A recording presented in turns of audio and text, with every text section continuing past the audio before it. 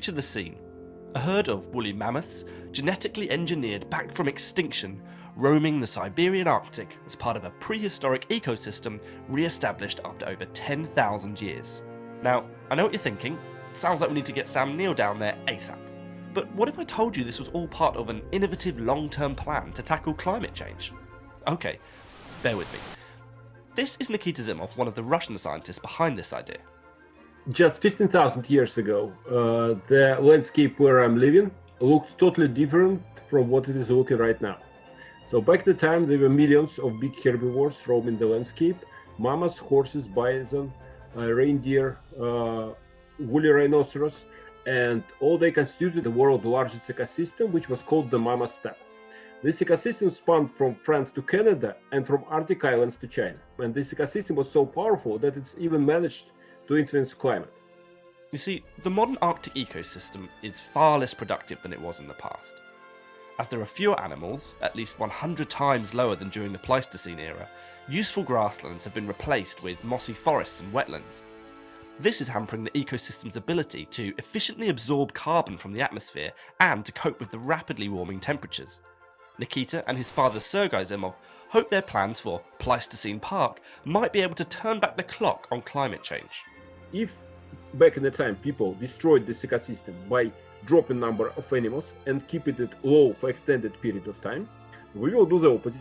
We will artificially increase number of animals and keep them at high density, also artificially, for extended period of time, to allow animals to establish grasslands back. And that's what we do in the park. We're trying to bring bison, we try to bring muskox, horses, reindeer. We try to make sure they survive and reproduce, and we keep them there to make sure the grass is growing. Re-establishing this hyperproductive ecosystem could have a cooling effect on the climate in 4 key ways. The first is in protecting the Arctic's permafrost. You see, the permafrost is one of the world's largest carbon reservoirs, and if this thaws due to rising global temperatures, then the carbon stored within it will be released in the form of greenhouse gases such as CO2 and methane. It's called a positive feedback loop. So the warmer is the climate, the more permafrost will degrade, the more carbon will be converted into greenhouse gases, and the more greenhouse gases, the warmer is the climate. By recreating a grazing ecosystem, the idea is that animals foraging for food in the winter could trample down the insulating layer of snow. This exposes the ground and enables deeper freezing of the permafrost during the winter, protecting it from further degradation. Grasslands are also lighter than shrublands or large forests, and the white snow remains there for longer, meaning that, in theory, more of the sun's radiation can be reflected back into space. Zimov argues that this type of ecosystem with deep-rooted grasses would be much more efficient at absorbing greenhouse gases from the atmosphere, and would also help to dry out the very moist soils in the Arctic, which would in turn reduce the amount of methane being produced and released by this ecosystem. So far, so good, but where exactly would mammoths fit in with this plan? We think that mammoths would be a good addition to the ecosystem. For instance, bison can knock down shrubs and small trees. They can eat the bark of the trees, and at some point they will die. But mammoth, I think, is much more effective in terms of that. They're like walking bulldozers. And I think with mammoths, our ecosystem will be more effective. Okay, so let's address the elephant, or rather mammoth, in the room. These creatures are long extinct. Surely it would be impossible to bring them back. So people often ask, is this whole concept of de-extinction or genome engineering species, is it, science fiction?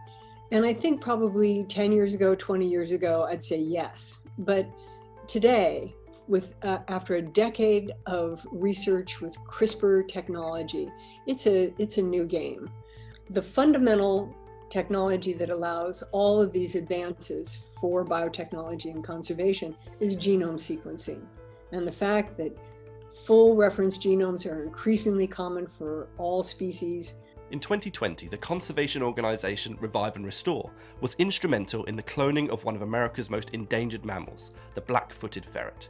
This was one of the first times advanced reproductive techniques such as cloning had been used in conservation. We've been able to reintroduce genetics from the past.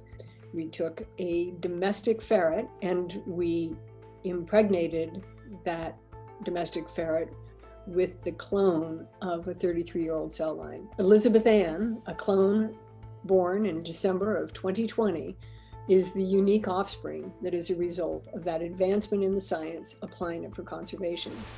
So, could this same concept be used to bring back something as ancient as the mammoth? Well, the answer, surprisingly, might be yes. Sort of. The woolly mammoth revival team at Harvard are currently using CRISPR genome engineering to copy and paste DNA from the mammoth genome into living elephant cells. The aim of this work is not to create an exact clone of a woolly mammoth, but rather a new breed of cold-resistant Asian elephant, capable of thriving in an ecosystem such as the grasslands being restored at Pleistocene Park. The key thing was that they were comfortable at minus 40 degrees for months at a time. Asian elephants are comfortable in snow, but usually for short periods of time, and not minus 40.